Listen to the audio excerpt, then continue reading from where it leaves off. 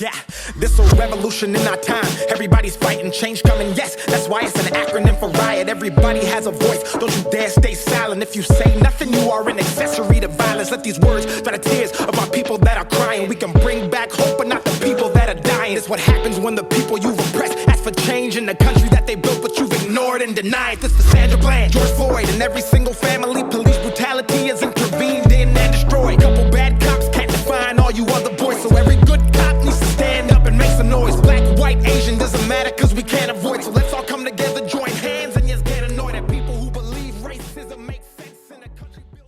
So we're just going to get started in a moment. Can you just give me a thumbs up if you can hear me all right? Excellent. Welcome, everyone. Thank you so much for being here.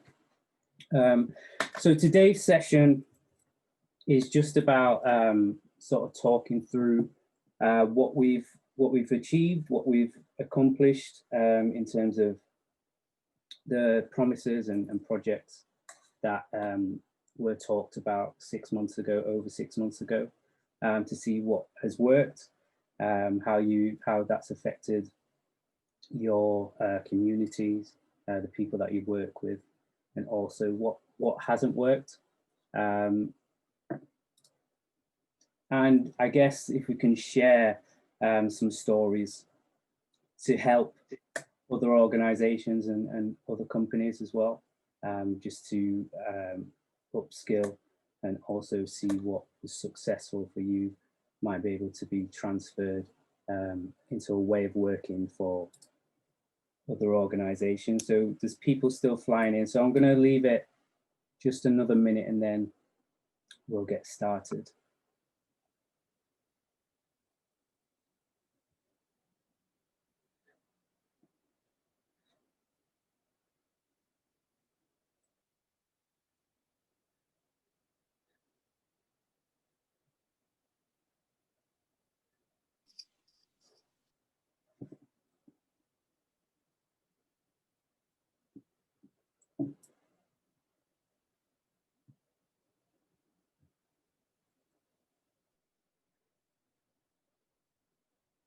Okay, let's do it. Let's kick off. Good morning. So welcome to URBANconceptz. I am Ryan. 6 months ago, just over 6 months ago, I was in numerous meetings with different venues, and you know, on the table we were trying to come up with a solution, an answer to tackling diversity, specifically looking at artists of colour. So I was being pulled into these meetings to sort of come up with my version of what change needed to happen. I presented what I thought needed to happen in the hopes that organizations would go away and do something about it. So this is what this is now. It's over 6 months from then. I'm really keen to explore what has happened, what's changed in your organization, what hasn't changed in your organization, where you're struggling.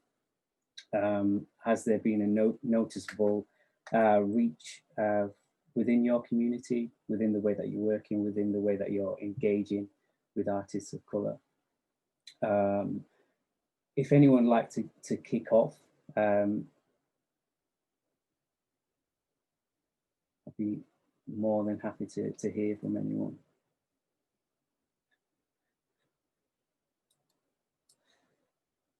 Has anyone got any success stories? If we want to, yeah, just unmute yourself if you can, John. Hey Ryan. Hi. Thanks for organising this. I was just sort of breaking the silence, really. I guess I can just share what our response has been and where we're at as a company. We'd initially made a clear decision not to put out a statement of support the Black Lives Matter movement at the time, not because we didn't support it, but because there was an awful lot of statements going out, and our rationale was that we didn't feel as a small organization that we would be heard or that even our voice would matter. And then later last year in a Leeds 2023 meeting, I had a really good conversation. I can't remember who it was with, but describing that decision, and they saying, actually, it's good to hear that, and also I would really have appreciated you making that statement, that show of solidarity. And I found that quite upsetting at the time, thinking, oh fuck, we didn't do that.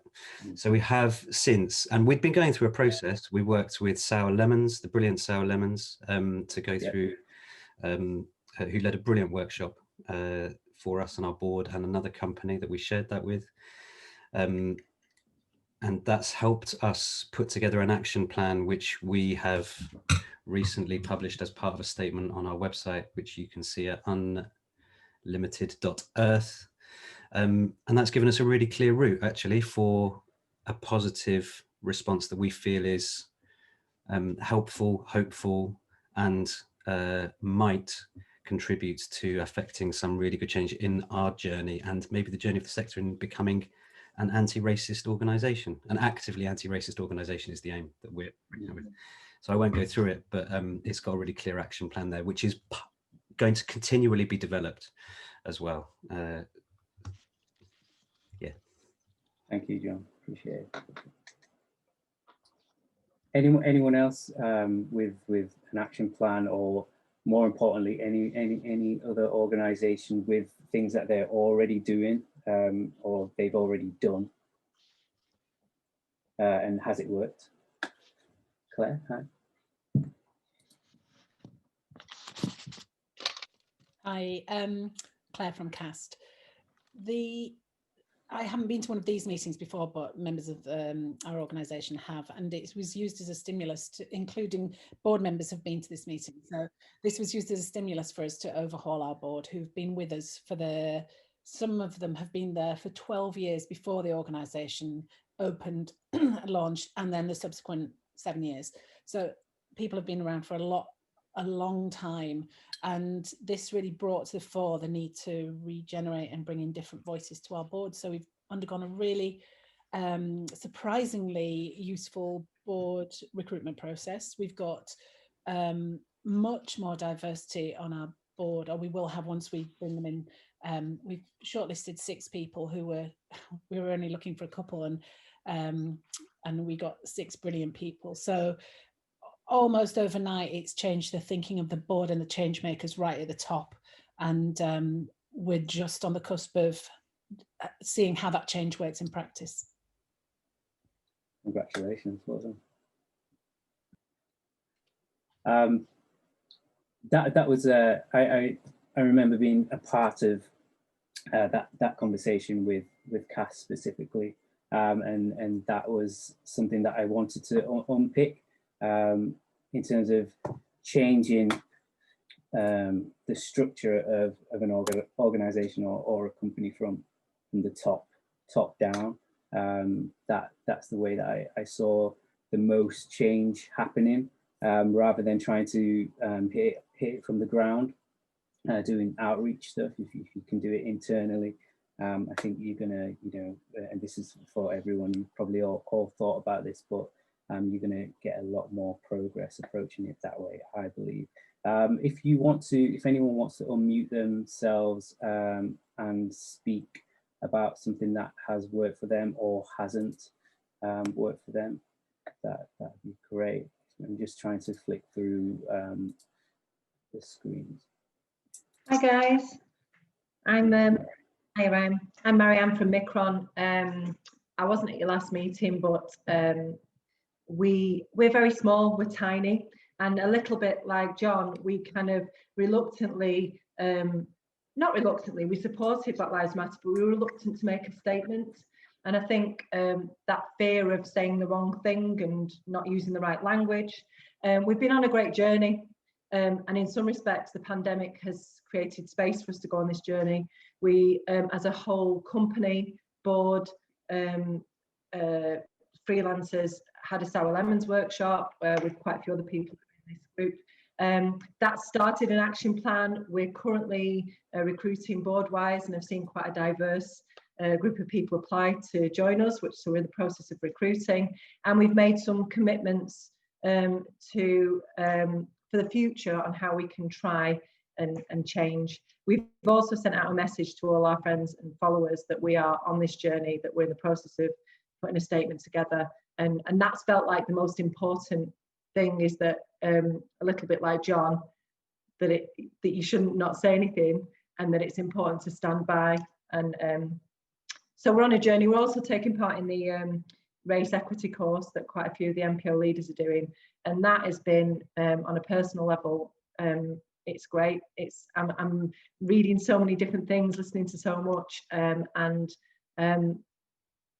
I've still got a lot to learn, but I feel like it's a good journey for us as a team to be on. So thank you. And yeah, just keep this conversation rolling. Just jump in. Again, Yeah. It's not about me. Well, I have to totally agree with Marianne. We've been on that part of that journey together with the Sour Lemons course and with the race equity stuff, and for personal development as well as company development, really kind of buzzing from it really.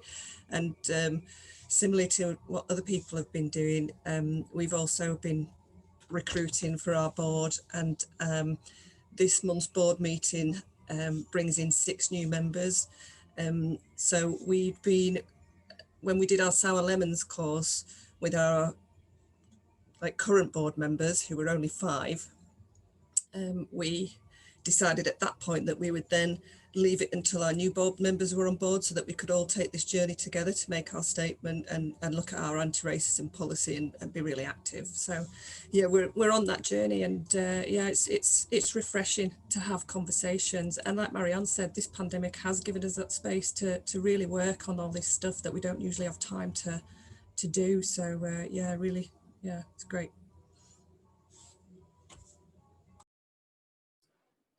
When this pandemic's over, can you still do it as well, everyone? Like, that'd be great. That's the thing though, because we'll have people who will be there to help us now as well. So those extra people, those other 6 people that are coming onto our board, we've also got an art squad, which is going to be looking at another group of people who are going to be looking at race inequality action plans, as well as sustainability and environmental issues and social justice. So yeah, we've kind of we've got the people to help us now, which is brilliant, because like Marianne, we're tiny too.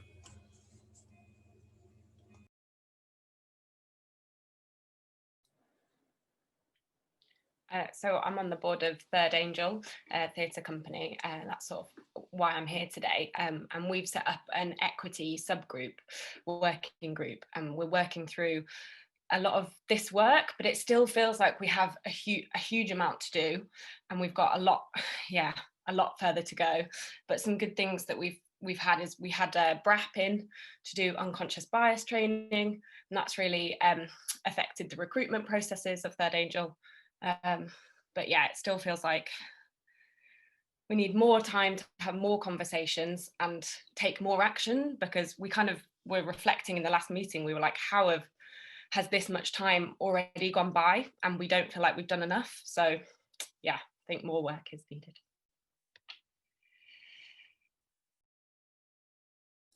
And I guess just jumping on that, what is enough time, and like how quick do you think things should be put in place so there's a noticeable change? I'm just aware that a lot of the conversations that I had 6 months ago, organizations were saying, it's not up to us. We can, make these changes for the next generation. But I'm also aware that, that's been said generation after generation.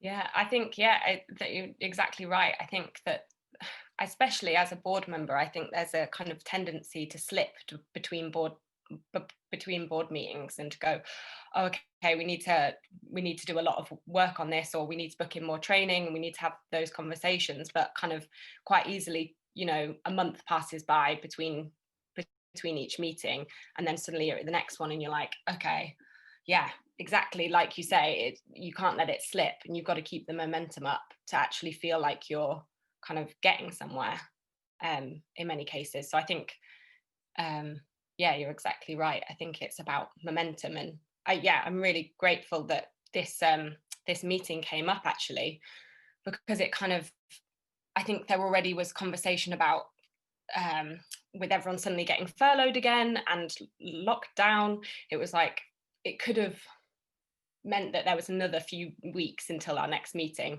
But I think now it's like, no, we need to drive this conversation forward. We need to drive this work. And yeah, like you say, not ever let it slip just because the situation changes, lockdown or no lockdown.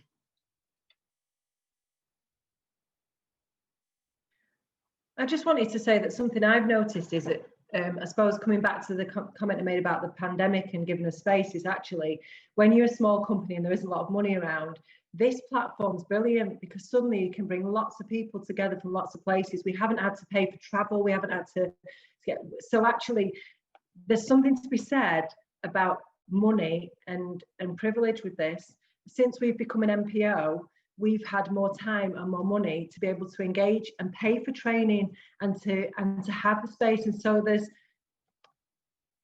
there's something to explore there, I suppose, within the Arts Council or within where the money pots are, about how you support all organisations so that it can happen across the board.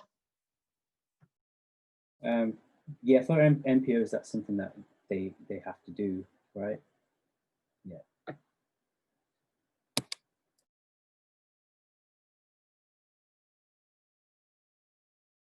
Anyone else want to chime in with anything? Just follow up from what Marianne has said, that hi everyone, I'm Hannah. I work at Arts Council, I'm a relationship manager.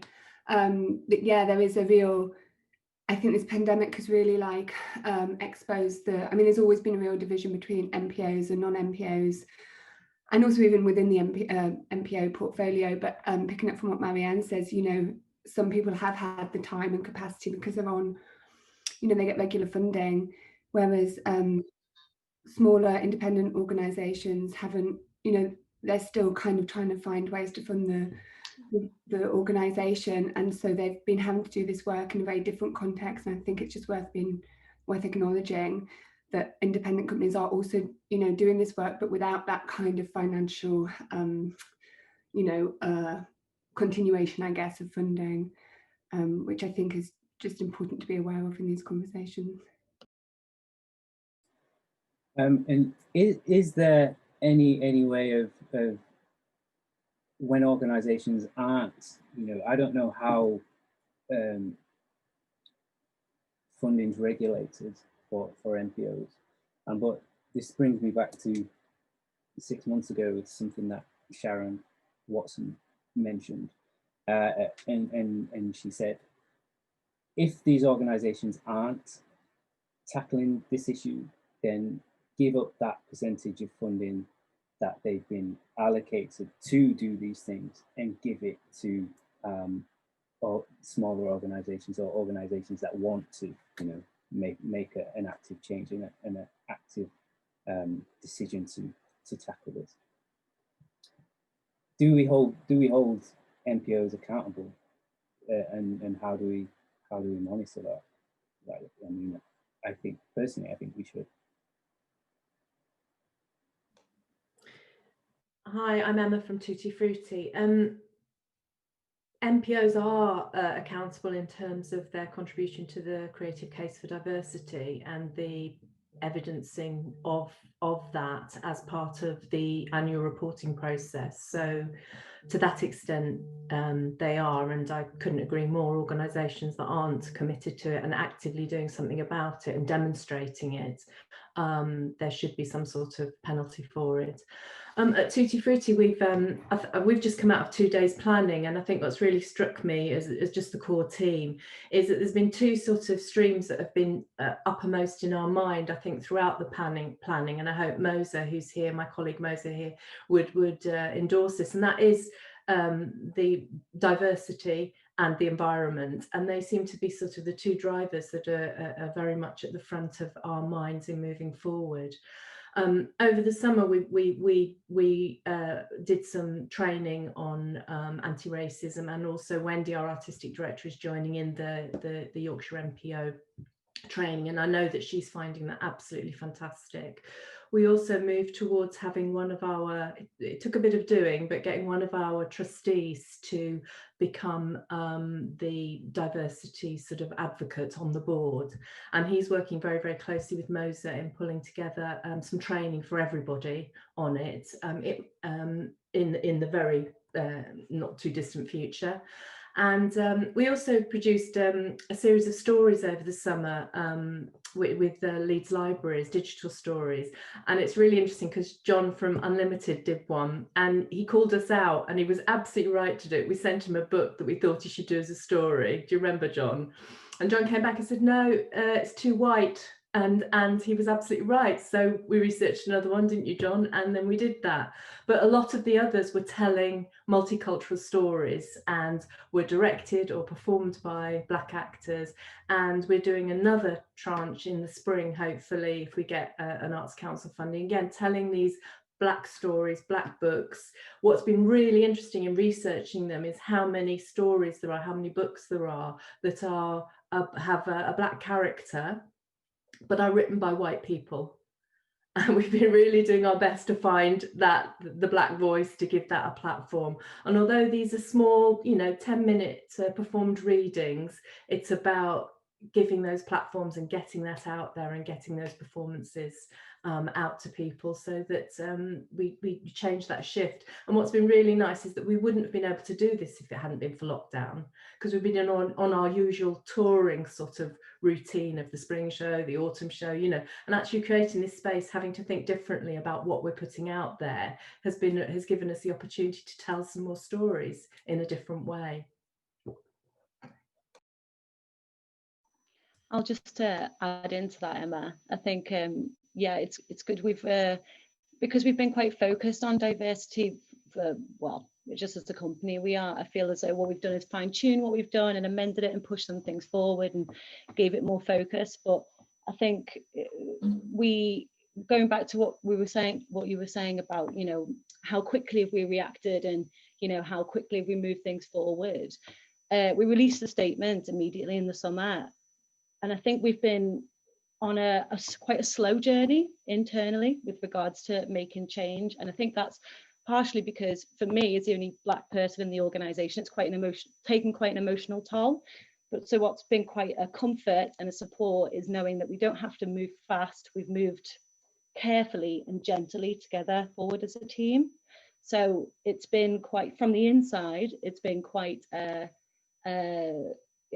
difficult process, but also a nurturing process. So it's nice to know that we haven't had to, release lots of strategies and public kind of ambitions. We're doing it on the inside, and we're doing it carefully. So that's kind of been our approach.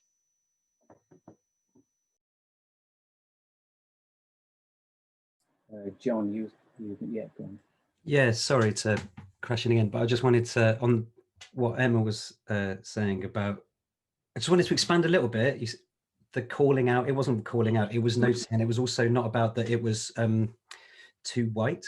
It was that that story didn't align with our values as an organisation, is the important part of that, I think. And that was really easy for us to make a decision on, because our values are about, through that project and the Unlimited Space Agency project, promoting careers in science to young people and families who are underrepresented in those careers.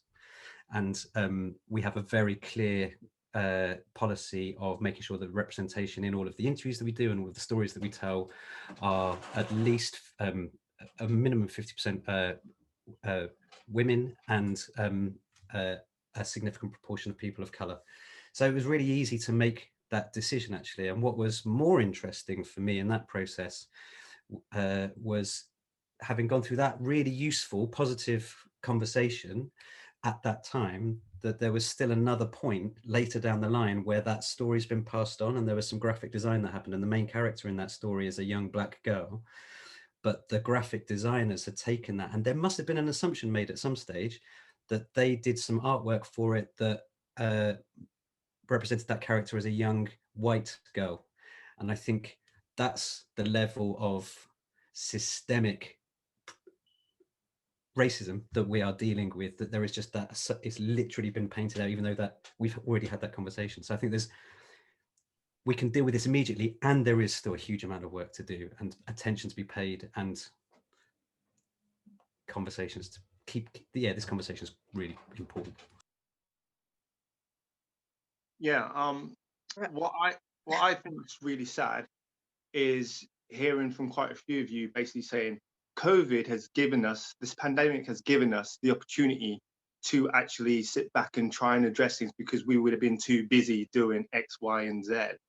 Like, so what, our lives didn't matter when COVID was going on and stuff? Our lives didn't matter when, well, before COVID was going on, our lives didn't matter when it was a case of you guys were too busy doing your touring and other activities and getting NPO funded. Like, just sit back and think about that for a second, guys. Like, if it was about your life directly and everybody else was too busy doing their own thing to, you know, to actually take on board, you know, the struggle of a massive proportion of people that directly affected your life, like your daughters or your children and your mother, you know, just think about that. You know, it's not good enough to say that, oh yeah, this pandemic has given us the opportunity. Nah, you guys should have been making time and making opportunities before this. So fix up, because I'll tell you straight now, hearing we've got more work to do is getting old really quick for a lot of Black people. We're done with that. So yeah, fix up, please. Can I come in? I just thank you for this, Ryan. And unfortunately, I've got a crash meeting, so I do apologize. I'm going to disappear after I've kind of said what I have to say. But I just put in the chat something that I think is becoming a trend. I don't know if I've typed it in there correctly. Those are not my words, but it was summarized absolutely perfectly for me when I think, and I've looked over the last 6 months of what the trend is. Hannah, you made a clear point about the organisations that have the funding to make the change, and those that are perhaps a little more reluctant to relinquish their funding in order to address other areas that we're discussing. But it's interesting, what I am observing now is that there is something about the fact that actually the support is substandard to actually investing in people. And it's done as a way of the mentoring. It's always about they need more, they're not equals yet, they're not ready yet. That money is being deployed to kind of bring people to the table in a way that is still substandard and not actually say, no, we're investing. And it doesn't have any conditions in addition to the level field can't still be equal, because it has to be done in a way that is not about pure funding and supporting and actually just giving the money to do a decent job, which of course we would do. It's about you need a little bit more training. So you're not quite ready yet. You're not quite ready there for it. You need a little bit more of this. So we'll give a little bit of that money and it ticks the box. That's the trend that's coming through. The other trend for me that's coming through is 6 months, and I've kind of really sort of spread myself around to try and see if it's a reality around people using the Black narrative to put themselves in a position of jobs. And you know, when questioned, why are you taking this position? Why are you suggesting these particular artists? There is no justification for it other than we know that the creative case is being ticked. Now, we say that people are being held accountable for it. I disagree with that. Substantially disagree with it. It's a tick box and it's happening, and that's the accountability that's the level of accountability that's taking shape. And I have to say, from my own evidence, from my own 6 months of observing and being in those rooms, when I ask the question, and I have to take that opportunity to ask the question, I'm in the room, why have you got a Black artist? And you have no idea what you're using them for. I understand exactly what it's for. Those tick boxes are still there, and that accountability is, well, if I get this, I can actually, I've done the job. So unfortunately, it's kind of, it is, and I put in also the chat, lethargy is a real thing. We got to shake that off, because equality, all we're asking for is equality. Someone that's done 3 years training in one form of dance, in another, I'm using dance as my kind of art form, is as trained as another white person. It's not that they need more training. And unfortunately, I have to leave. I'm really disappointed, but I hope to follow up on the next conversation. So thank you very much, Ryan, for putting this together. No worries, just drop the mic, Sharon, it's fine. Bye-bye. Is anyone here from Sheffield Theatres? Hi, yeah, I am Anthony. Hi, Anthony. I don't think we've met. I've met some of you other guys on here. It's really nice to see. So I'm Associate Artistic Director at Sheffield Theatres and also at RTYDS, the Regional Theatre Young Director Scheme. I joined in October, and I feel like I've suddenly stepped into the lion's den in the way that you called me out. Well, did you have a particular question, or were you just wondering what I was thinking about? No, I attended a meeting with Sheffield Theatres 5 months ago, and they promised X, Y, and Z, quite substantially promised what they were going to do.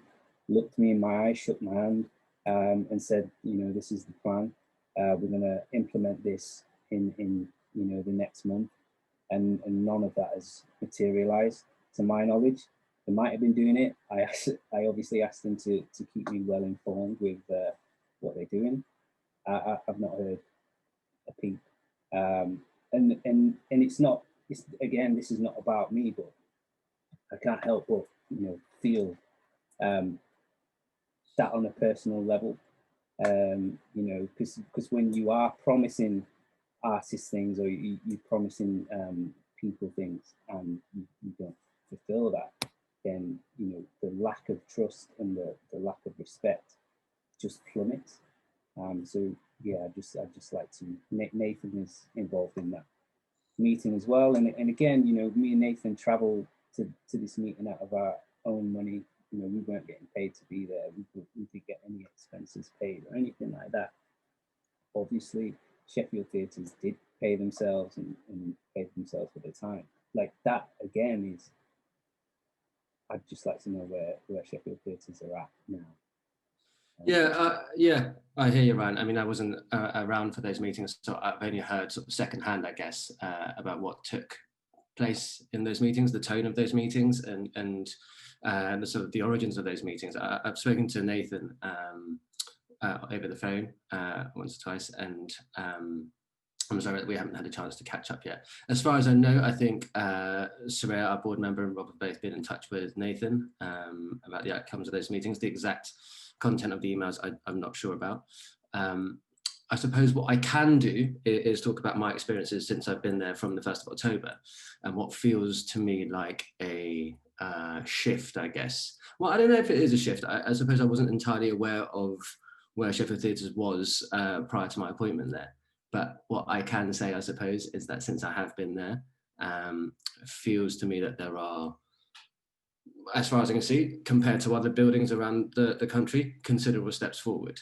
And whether or not those steps should have been made 10, 15, 20, 30, 45, 50, 60 years ago is obviously up for debate. And the honest answer is yes, of course it should have been done, but it wasn't. And so I think whether we do it now or whether we did it 5 years ago or 10 years ago, the fact is that I think there is movement and that there is steps forward. So whether it is in re-recruiting for board members, and there's a conversation around board members that I would love to have with everyone here, which is that I don't know what you find, but across the boards that I kind of am lucky enough and privileged enough to sit on, or as in an observer or as someone taking part in those meetings, it feels to me that a lot of board members who are people of colour tend to be self-employed, entrepreneurs, self-starters, as opposed to anyone who is normally an employee within a larger organisation or a kind of government institute. And I'd be, and it really makes me wonder why that is the case, whether that's indicative of a glass ceiling, I suppose, for people of colour, which means that they don't rise to the positions within their organisation, which make them attractive board members, or whether there's an attitude of, well, actually, I've had to fight really fucking hard to be here, do I really want to sit on everyone else's boards as well? I don't know. I'd be interested to hear what everyone else thinks. So that's the board recruitment policy that we've started on, that I think, you know, hopefully should start to kind of redress some of the issues that you've raised, Ryan, and other people have raised today here at the meeting.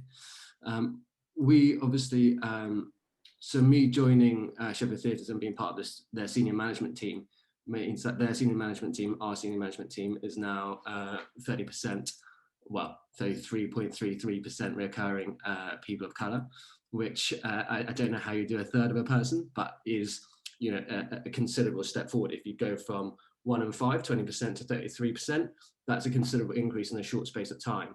So from the point in which you had those conversations in the summer, which I think were around July or August, to my appointment in October, that was a 3-month transition period.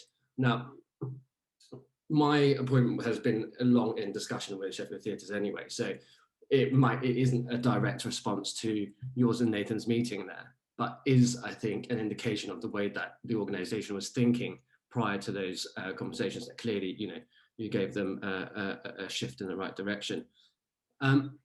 We're also, you know, as a direct response to your meetings in the summer, we started the Open Submissions Programme, which Nathan has submitted for, which is and I know that lots of people here know about it already because I've harassed all of you far too much about it, which is a 2-week season of local artists picked and curated by a panel of local people. Sorry, I'm just being distracted by the chat. Statistics don't mean nothing. Maria says it's only one person who they have added into senior management team. Yeah, sure. I mean, the stats can be used either way, right? And I guess we do also stats though. Anyway, we shouldn't get into a conversation about stats because I feel like all day I spend my time looking at BBC News, looking at COVID stats, and if they don't mean anything, then suddenly my reason for being in lockdown is called into question. So I've got to trust in some stats at the very, very least, right? We all do. I think that the Open Submissions Programme with the panel is hopefully also an indicator of, I guess, what we are trying to do, which is by having a panel curating the season, we're listening, we're being held accountable by everyone who said that we don't listen. We are trying to listen to people. We are trying to listen to what these 12 members of the panel who are, you know, people could apply openly and anyone could apply to what they would like to see. And I think it'll be really interesting to see, we're in the middle of those programming meetings at the moment, and it would be really interesting to see what they turn up as an indicator, I guess, of the kind of work they're interested in and the kind of artists that they're interested in. I'm aware that I've been speaking for an awfully long time, but I'm happy to carry on if you're still interested in the other little steps or larger steps that we have made as an organisation, or I think that we're making at any rate. Thank you for that. It'd be great to have a conversation at some point with you outside of here.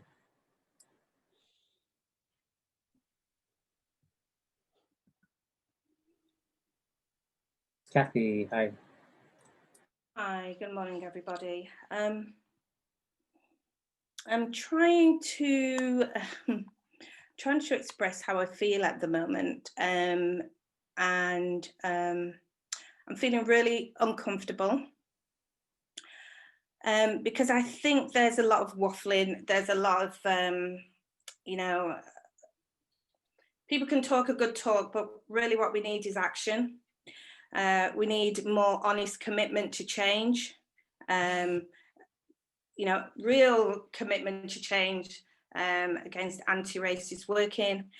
And all of this should be equal to all aspects of the work that we do.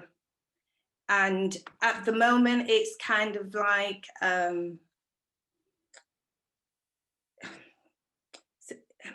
I guess equivalent to a hobby, when you kind of do it now because you want to. It's just, I just really feel uncomfortable, and I'd really like to hear about the changes and the commitment that you're really going to make a difference. And you know, not talking about stats, but this is what we're going to do implementing it and just seeing real action. And yeah, I think that's all I've got to say, but it is, I just want to see more evidence and less talk about it.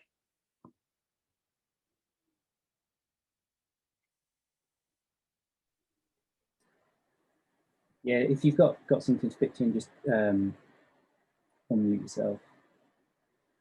Did you want to say something, John?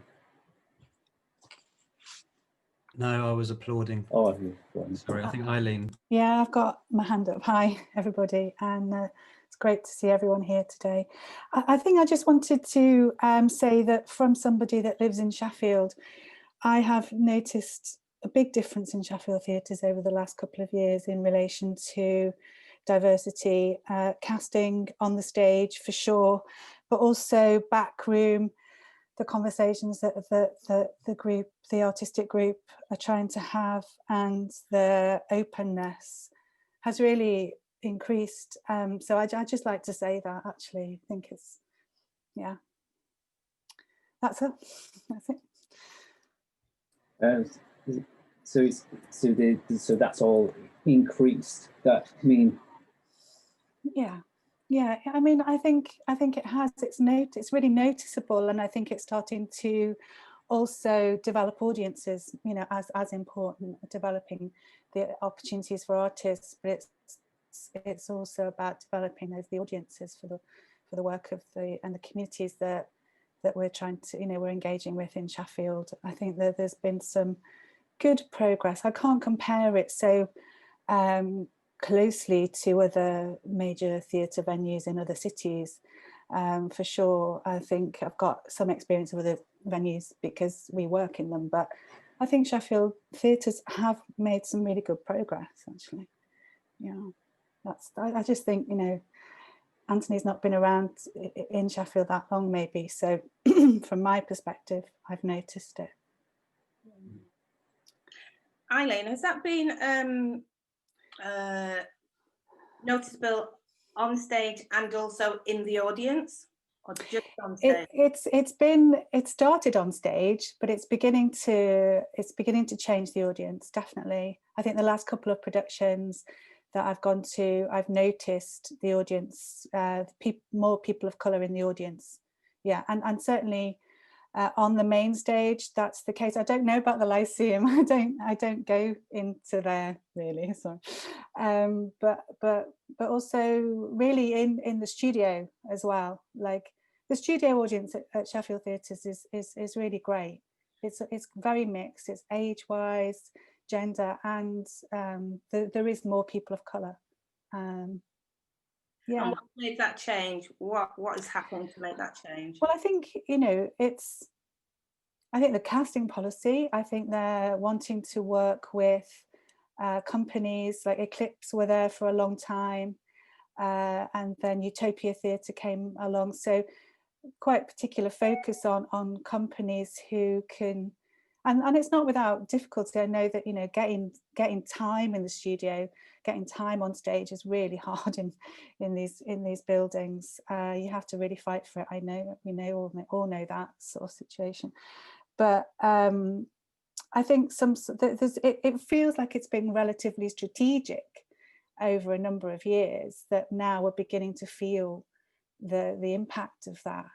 Yeah, I think so, Kathy. Yeah, I think it has started to develop audiences and develop work. I mean, you know, that's what we're all interested in, isn't it? You know, having the work seen that we want to see on stage.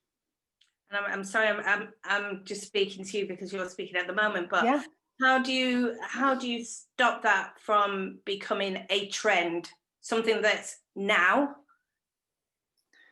and what's happening in the future? I think in some ways it's really acknowledging what you're doing and really, you know, giving it time and respect, and you know, the sort of the phrase embedding, you know, things into your organization has to happen at so many different levels. And it's you know, it's just keeping all those plates spinning and really starting to, once you can feel confident that the things you're trying to do are successful, and you can acknowledge that and celebrate that, then I think that just builds a momentum in a way. I think beginning to see the results through audience is just incredible. We all know that if we have particular kind of audiences that we want to try and bring to the work, and it's successful, it's so great, you know, that connection has been made, and you can start to have conversations with those audiences and build the momentum there. Sorry, that's not an answer. There's probably no one answer, is there? But yeah. Thank you. Yeah, just to carry on from the studio is just a place that they've put people of color. You know, that hasn't translated into the main stage really. There's only been, well, since the protest, there's been Moji, who's performed on the main stage, and she's a Black theatre maker from Utopia Theatre. And you guys were due to have John Roath-Omak do his one-man show, but previous to that, there wasn't no Black makers from Sheffield, for example, putting work on the main stage. Or if you looked at their program, if you want to see people of color, they were all in the studio. So, you know, that is a statement saying that your work is not good enough for the main stage. I mean, we have that as well. I mean, it's not a case of, I'm not saying, you know, we're talking about Black lives right here. Don't underline it. We're talking about Black lives right here. Okay. I was about to say that the policy around the main, around the main stage is difficult. Can I finish? Yeah. Okay. Sorry. Thank you. Yeah. So yeah, basically, the fact that, you know, Sheffield theatres are saying, oh, we're doing more and things like that. It's like, no, it's a big political statement to have everybody all pushed into a studio theatre when you know the prestige and the class that comes with being associated with that main stage. You can't deny that. And so it's like you basically saying, okay, well, you Black people, you're good enough for this part here, but you're not quite good enough for the pinnacle yet. And, you know, I mean, the fact that there's now like the bank scheme, we've got a few people of color on the bank scheme, but again, that is, again, just saying that, okay, well, we consider the people of color to not be good enough yet. So we're going to just keep training you up, you know, when there is a lot of people of color that are already good enough, and they should have been. I mean, and during the space of time that Rob's been there, you know, there should have been more people of color making work on that main stage from Sheffield and beyond Sheffield. But it hasn't really materialized. Yeah, and again, it's a shame that it's taken a pandemic and a protest to elevate things, really. So I have to disagree in terms of saying it's progress. If anything, it's forced steps in a more so positive direction, steps that shouldn't have been forced. I have to say that in terms of the difference between studio programming and the Crucible programming, I don't want to call it main space because I don't think it's true. But that's what it's called, though. That's what main stage. That's what it's called, and that's what I mean. Like Anthony, these things they have political connotations. They have certain associations that are associated with them. Like we've spoken about how the studio theatre shouldn't be called the studio theatre because then it would probably be, and the work there would probably not be viewed in a certain way, because obviously when people think studio and the main, they think, oh, okay, well, the best work is obviously reserved for the main stage. And it's only the people that are really deep in theatre know, well, actually, a lot of the more interesting work can happen in the studio theatre. So what I was saying was that I think, I know it's called the Crucible main stage, but I think we all know it as the Crucible, right? Rather than necessarily the main stage. And I hear what you're saying about historically studios being seen as a place for work that is still not kind of, how some people might see it as a space for work for developing artists and emerging artists. But first of all, I don't think that's true. I think that the way we program is that if a piece of work fits a specific space better than the other, it goes in that space. And why is it that it's only really like white work that's really made it into the main stage?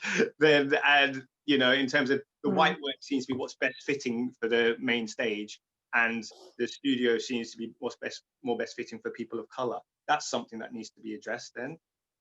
So the space has to be suited for the work, right? And on top of that, you've also got the economics of that piece of work and how much it sells in any particular space and whether it's more likely to sell more seats. Now, the fact is that in our studio, it seats 450 seats, which is bigger than most main spaces, right? So immediately you've got two spaces that are incredibly tricky, I think, to produce for and to program for.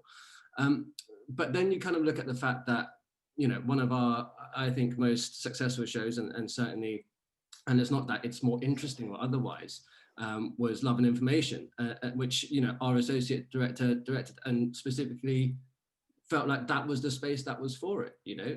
And so the thinking isn't just, whilst I understand how it may feel like that, I have to say that it's not quite as simple as being, okay, well, it's an developing artist, so it goes into that space. It's a, you know, it's a different kind of work. It goes into the Crucible stage. There's also the fact that, you know, other than Moji So and Jonathan Omat's show, there's a couple other things coming in. There's a Miss Judy that's supposed to be touring into the Crucible stage that is done by New Air Theatre, and there are other pieces of work that has been supposed to be happening on the main stage, but has been main stage, Crucible main stage, that has been shifted as a result of last year. Now, you know, what was happening before March, I'm not sure, but I do know that all these conversations that have been going on, that we are having now, continue to do so, you know. And this idea of the studio, I think that the sooner we can get it out of our collective psyches, I guess, that the studio is a secondary space,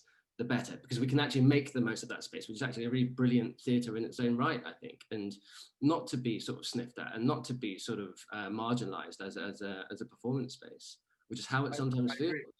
I agree, but that's the work that Sheffield Theatres needs to do to rebrand that, you know, because again, like you can say what your take on that space is, but the reality is a lot of people, when they hear studio, it's the connotations that go along with that. You know, when if you're looking at a comparison to make sense, like if you ask anyone in Sheffield about, okay, if you've made it, are you on a studio theatre or are you on the main stage?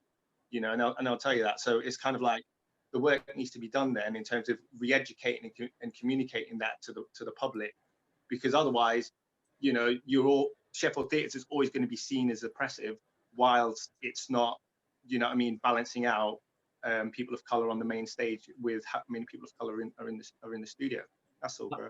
I agree, and I think it's a mistake for anyone to think in any city across the country, and because this conversation isn't just exclusive to Sheffield, right? This conversation is happening across every city in this country, and perhaps across the world, I don't know.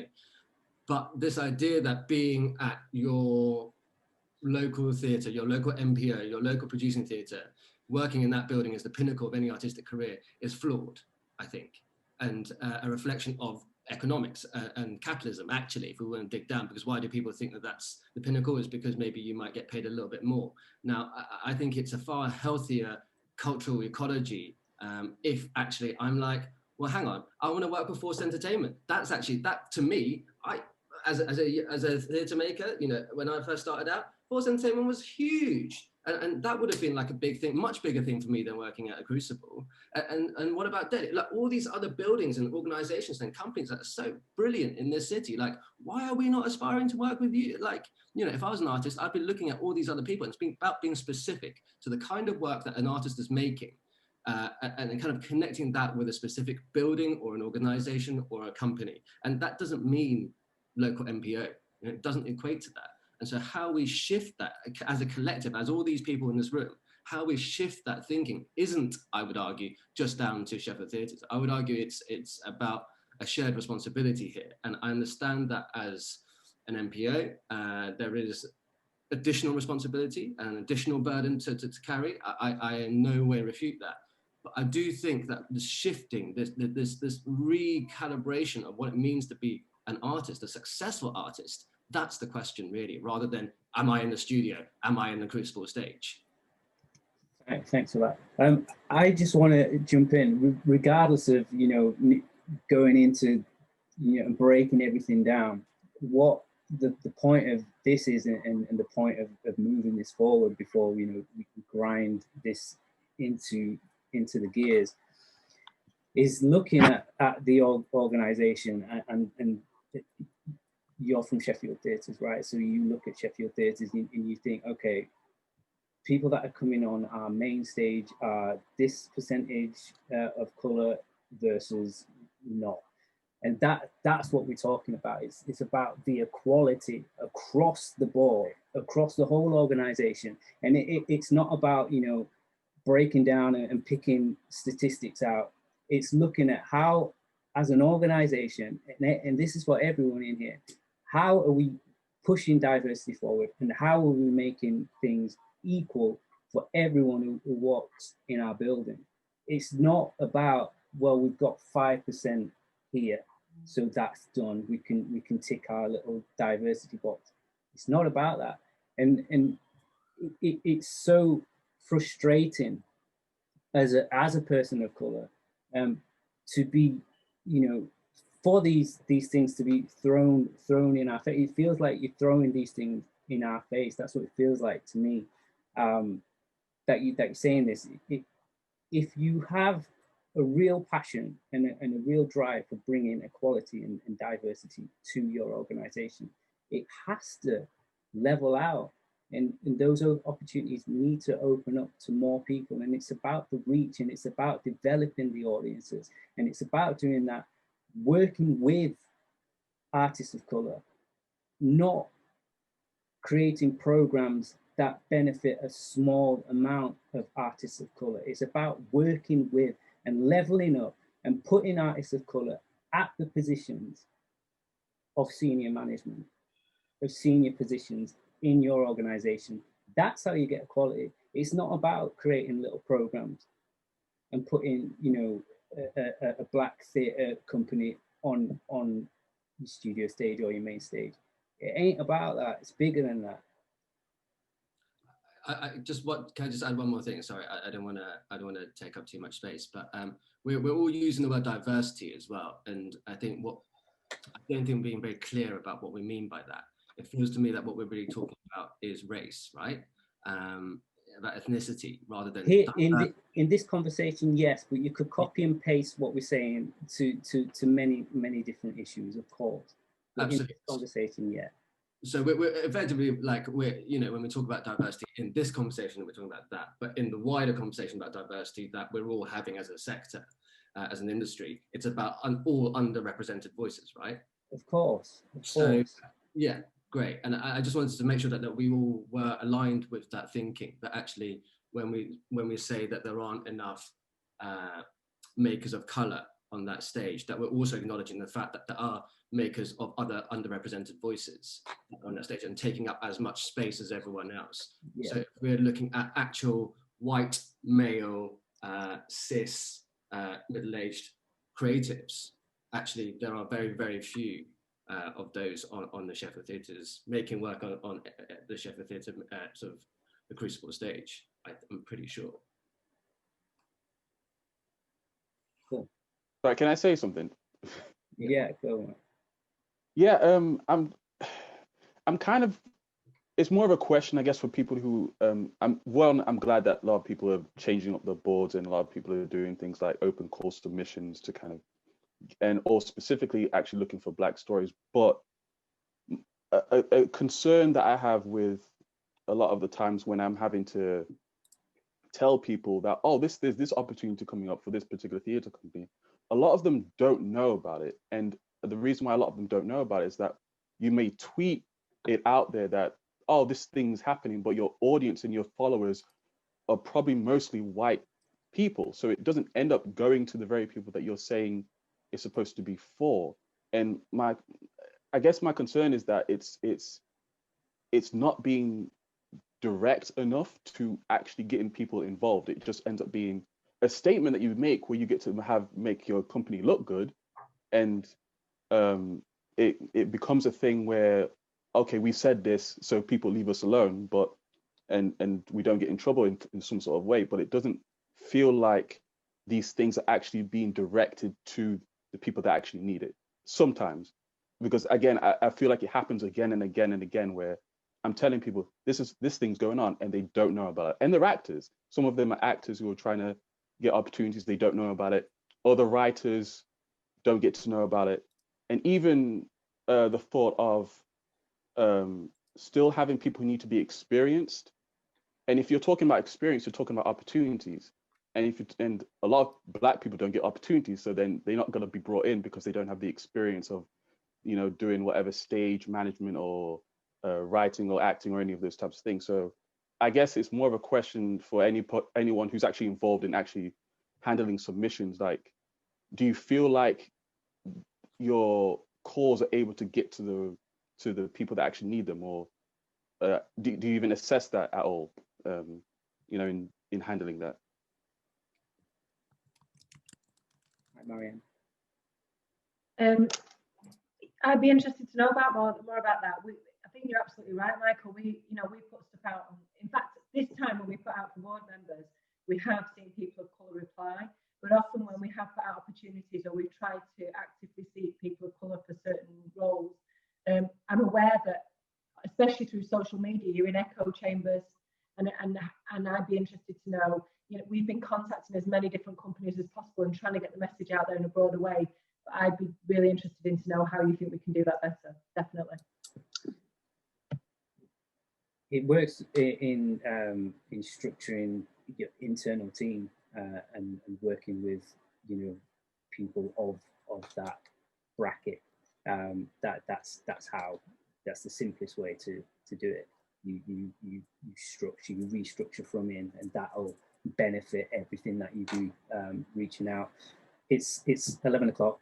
I'm not going to keep anyone longer than they need to. If you need to jump off, feel free. But equally, if you want to stay around and chat, I'm around to do so. But I'd just like to say, whilst everyone's online, just thank you very much for jumping back on this. It's been a while since I held one of these conversations. It's great to see that people are restructuring their boards and thinking about, you know, their impact on this topic and this issue. Obviously, there's many more issues than this one, but this is what we're here to talk about today. And just keep going, just keep being open, just keep being honest, and just hold your hands up and say, you know, you're struggling with this, and reach out. You know, a lot of people have done stuff with sour lemons. I was involved with them. You know, you've got InCatch, you've got all these incredible companies out there, and it's about being really transparent with what's not working, what you need help with, and how we can tackle this, because you know, we're in this creative industry together, and if we all lean on each other and we push this forward, then we get the job done a hell of a lot quicker. Thank you for joining.